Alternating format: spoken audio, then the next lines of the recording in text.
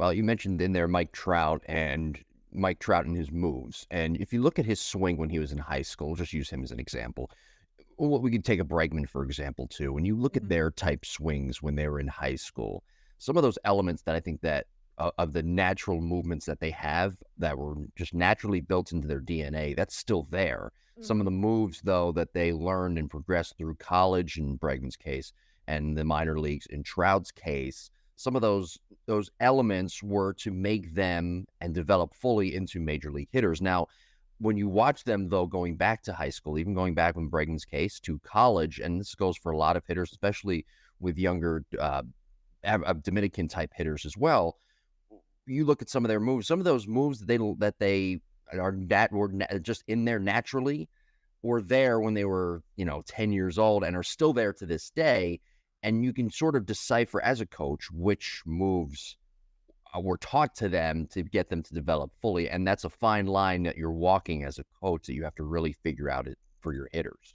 I really still think that's one of the hardest things on the planet is I was raised in hitting in such a I got exposed to so many cool things through a biomechanics lab, through phenomenal coaching, through, all these textbooks, the emergence of people posting stuff online. And then I had to go look at hitter and be like, okay, but there's a reason her body is doing that in the first place. So why is she doing that in the first place? Is that just where her strength lies? Is that how she exudes power best? And is it too late to really try to go backwards and change? Is she always going to have this little piece of movement that kind of is a little bit of a signature? I think of, even Derek Jeter too, like that iconic swing. You see him in high school and Little League, and Gary Sheffield.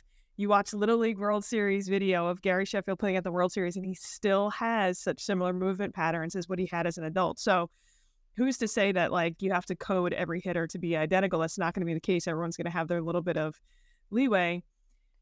You're never going to have the perfect symmetry as a coach of being like, okay, I know exactly when to push a bias or when to correct an issue. But if you're constantly asking yourself that question, we can be better then, and we can hopefully not get to the point where we're just trying to make perfect swings instead of perfect hitters. Yeah, and the emergence of everything online now has its good parts to it and has its negatives that are attached as well. But just focusing on the good parts, parents now at their fingertips, if they follow the right coaches, Hmm. they can figure out what their young hitter, baseball and softball, needs to do, or what they can compare now. They have something to compare with, and compare and contrast with their younger hitter to big league hitters or to top college hitters, whatever the case. Now, I think going forward, though, with parents trying to pick these coaches, they have to understand too. There's certain elements to a swing that, like a hand-eye coordination, for example. Mhm. There's certain elements to that swing that are really hard. It's tough to be taught, but also need to be sort of zeroed in on to help them progress as a hitter, so you can get to that next step when teaching those mechanics. Right. Yeah. And I think so much of the content that we see is based on movement patterns and the skill of developing the actual swing. But as hitters, as athletes, there is another skill, and that's the ability to read a pitch and that natural hand-eye coordination. And I remember when we were thinking of topics a while ago, I had helped someone with a camp, and he purely does camps for 7, 8, 9 year olds, which is definitely younger than what I'm usually used to working with. But I was so impressed at the thoughtfulness that still went into the training. And granted, from the outside, you see what the athlete is doing. They're tossing a tennis ball up, having a catch. They're just doing it with one hand, doing it with two hands. And as a parent, you might be looking and being like, "How is this helping my kid hit? I signed up for a hitting camp. We're not working on the swing."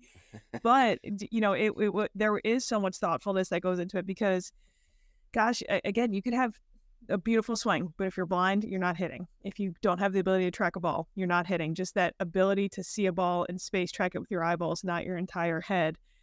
All those things matter, and it is such a great warm up for younger kids. Not every kid is going to need. Some kids will naturally be able to warm up with this a lot easier, but just a tennis ball catch against the wall, tossing up with one hand and catching, having a catch with a coach, those things could make such a big difference for the hitter just interpreting a ball moving and having to try to hit it with a bat.